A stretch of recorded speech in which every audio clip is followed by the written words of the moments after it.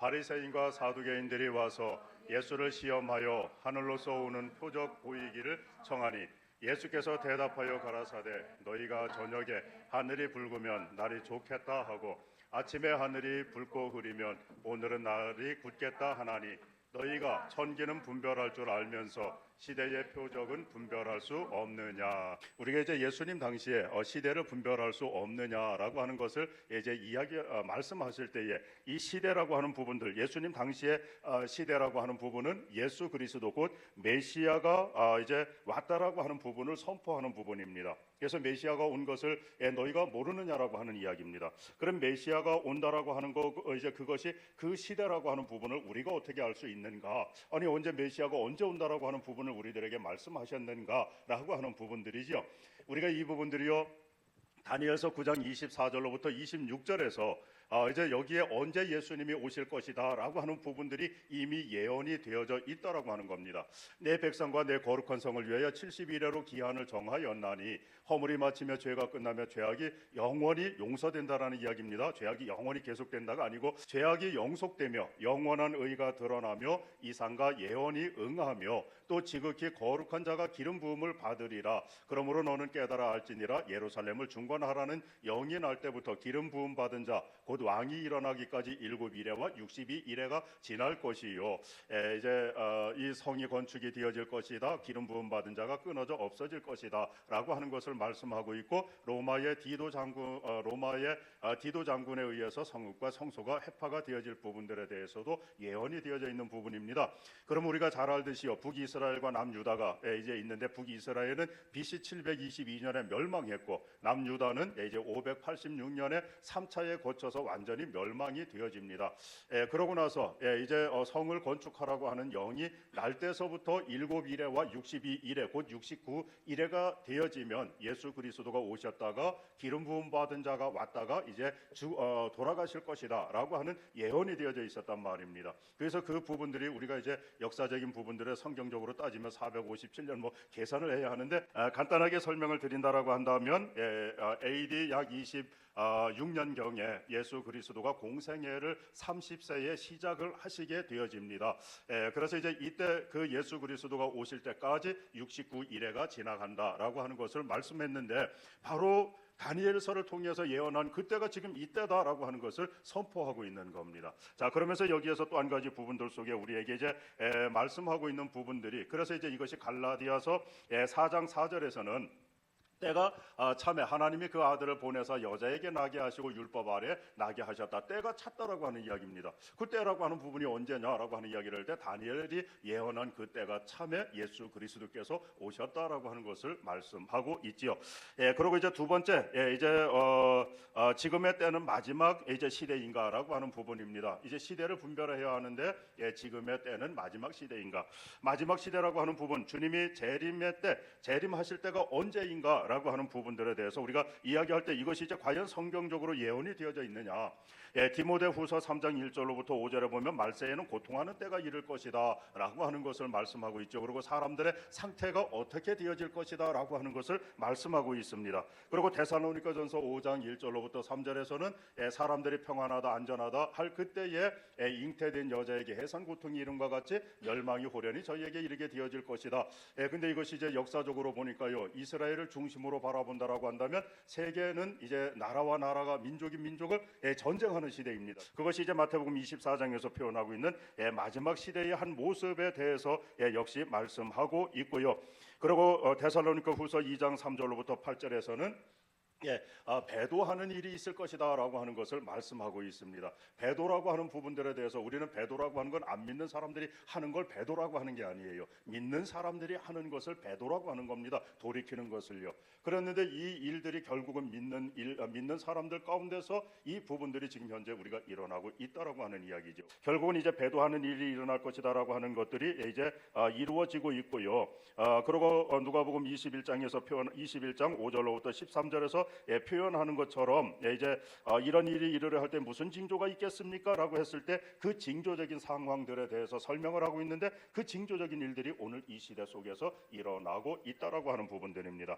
그리고 마태복음 21장 19절에 가면은요, 무화과의 때에 대해서 이야기를 이제 하고 있는데 예수님께서는 신약에 와서는 창조자라고 이야기하고 있습니다. 히브리서에서도 이야기하고 있고 우리가 요한복음 1장에서도 표현하고 있고, 그러고 이제 예수 그리스도가 창조자라고 하는 부분은 구약에서는 하나님이 창조하셨고 신약에서는 예수님이 천지를 창조하셨다라고 하는 것을 많이 말씀하고 있습니다. 그런데 창조자이신 예수님께서 무화과 나무를 보시고 그리로 가서 잎사귀밖에 아무것도 얻지 못하였다 이렇게 말씀하고 있는데, 이 부분들을 마가복음 11장 13절에 보니까요, 그때는 무화과의 때가 아니다라고 하는 것을 말씀하고 있습니다. 우리가 무화과 나무 열매를 보면은요, 금방 물러서 터집니다. 따서 딱 내비두면 이제 이틀 있으면 곰팡이 피고 말랑말랑해지면서 썩어버려요. 그런데 나무에 매달린 것도 똑같습니다. 익으면 바로 며칠 안에 따먹지 않으면 그냥 썩어서 떨어져 버립니다. 그런데 그 무화과 나무 열매가 얼마나 오래 붙어 있겠습니까? 나무에 없단 말입니다. 무화과의 때가 아닐 때 무화과가 당연히 없는 것입니다.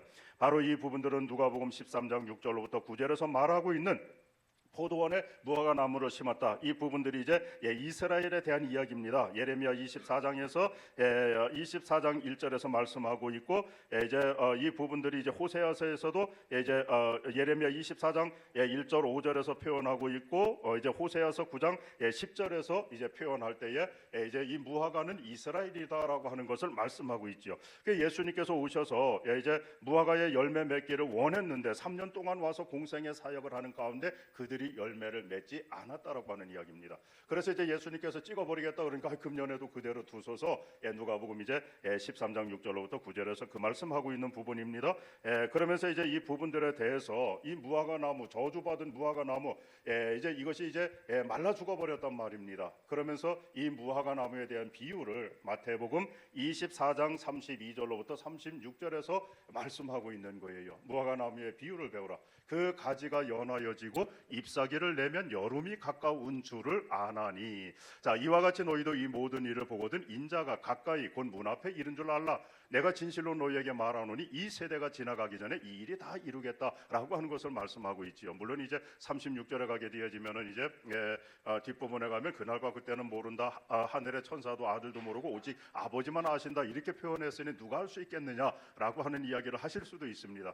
그런데 우리 기독교인들은 깨어 있으셔야 돼요. 데살로니가전서 5장 1절로부터 7절 말씀을 통해서 보면 그날이 우리에게 숨기우지 못한다라고 가르치고 있습니다.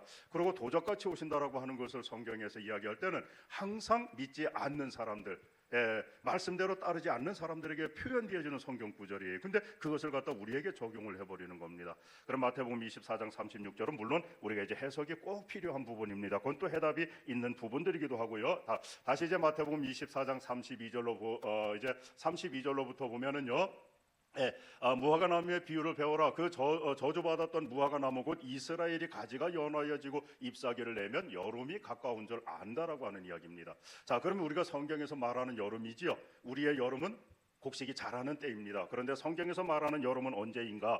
예레미야 8장 20절에서 보게 되어지면은요, 추수할 때가 지나고 여름이 다하였으나 우리는 구원을 얻지 못한다 하는도다. 자, 추수할 때 이것을 여름이라고 하는 것과 여름을 추수 때로 바꿔서 설명을 해도 똑같은 이야기입니다. 여름의 때가 지나고 추수가 다하였으나 우리는 구원을 얻지 못한다. 곧 성경에서 말하는 여름은 추수 때를 말하고 있다라고 하는 겁니다. 우리가 이제 잠언 10장 5절에서도 동일한 이야기를 하고 있죠. 여름에 거두는 자는 지혜로운 아들이나 추수 때에 자는 자는 부끄러움을 끼치는 아들이니라. 추수 때에 거두는 자는 지혜로운 아들이나 여름 때에 자는 자는 부끄러움을 끼치는 아들이니라. 그러니까 성경의 여름은 추수 때를 말하고 있는 거예요. 다니엘서 2장 35절에서도요. 때에 철과 진흙과 녹과 은과 금이 다 부셔져 여름 타작마당에 겨같이 되어 여름은 타작마당이다 이렇게 표현하고 있는 겁니다. 자, 이스라엘의 회복을 통해서 결국은 이제 여름의 때가 추수할 때가 가까이 왔다라고 하는 것을 말씀하고 있고, 이 세대가 지나기 전에 이 일이 분명 없이 이룬다라고 하는 것을 말씀하고 있다라고 하는 이야기입니다. 그러니까 우리는 시간이 흐르면 흐를수록요, 주님의 시대가 멀어진 게 아니라 시간이 흐르면 흐를수록 주님의 때는 점점 가까우고 있다라고 하는 이야기입니다. 자, 그럼 이제 이제 주님의 때가 이렇게 가까이 오고 지금 현재 우리가 사는 시대는 어느 시대인가라고 하는 이야기를 할 때 그 세 번째로 오늘 우리는 마지막 시대를 살고 있다라고 하는 이야기입니다. 그럼 이 마지막 시대를 사는 오늘 우리는 어떤 삶을 살아야 하는가? 계시록 12장 12절에 보니까요.